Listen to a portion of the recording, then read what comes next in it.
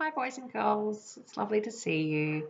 Well, actually, I can't see you, but you can see me. And I hope you're all well and that you've had a few weeks a bit different to what you had planned. But, we're all staying safe this way. And so far, no one in our community's got COVID. So this is looking really good. We've got to keep it up and keep doing what we're doing. As part of our library lesson today, I'm going to read to you a little bit of a book.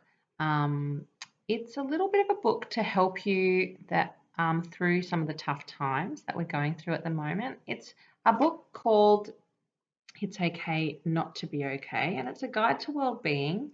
We've got a copy of it in the book in the library. This is our library copy, but I think I bought this at Kmart for about $12 or something like that. So if mum and dad are looking for you, I've been using this, looking for something to help you. I've been using this one with my kids, and it's really good. So today I'm going to read to you a page.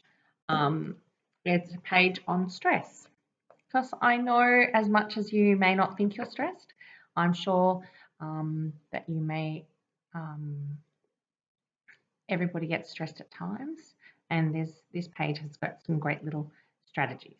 But it's okay not to be okay, and I'll just show you the contents page because it is a great.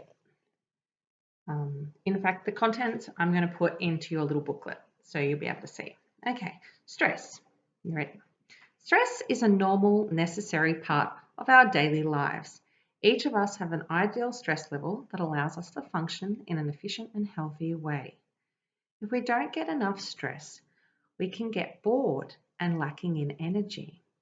But if we have too much, we become very troubled and upset, and there can be a risk to our health. It's important to remember that stress means different things to different people. For example, if you think about performing in front of an audience, some will find it difficult and become stressed, while others might enjoy the excitement and adrenaline rush. Okay, the stress bucket. Imagine that your head is a bucket being filled with water representing stress. Next, think about what would happen if the water kept coming, but you did nothing about it. Eventually, your bucket would overflow.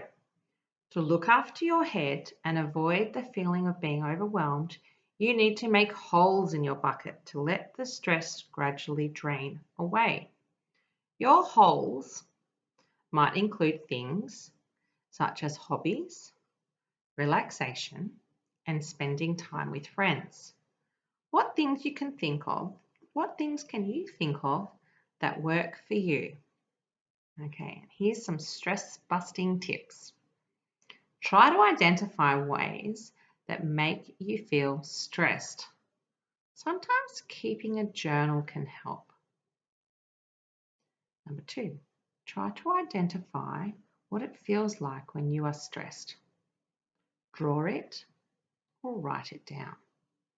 Number 3, try to identify what calms you down and makes you feel good, and do it.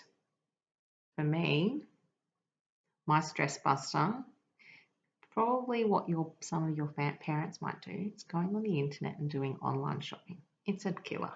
It uses a lot of my money, but it's very stress relieving. Number 4, think about sharing this knowledge with your friends and families and teachers. So you might need to tell your parents, I just need to go for a walk. I just need to lie down on the floor and close my eyes. If you are very stressed, think about how will you get those holes in your bucket, in your stress bucket before it overflows. Okay? Remember that lots of people feel stressed and anxious, but stress and anxiety can both be managed and treated. And it says, don't suffer in silence. Think about who could help you, who could you talk to, where could you go for help?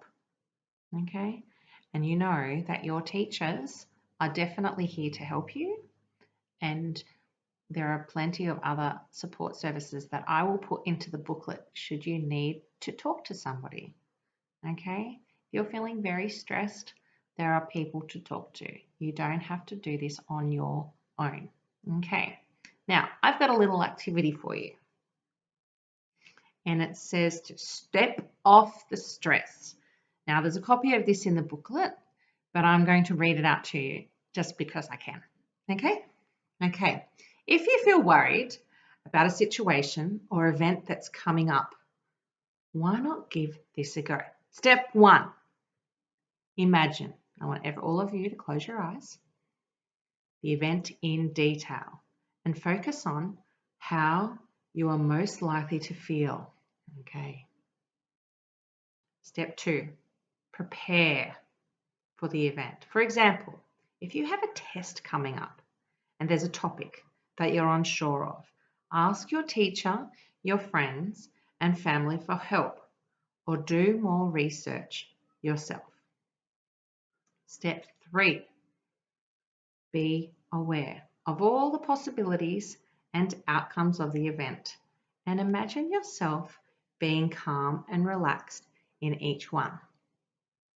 Step 4.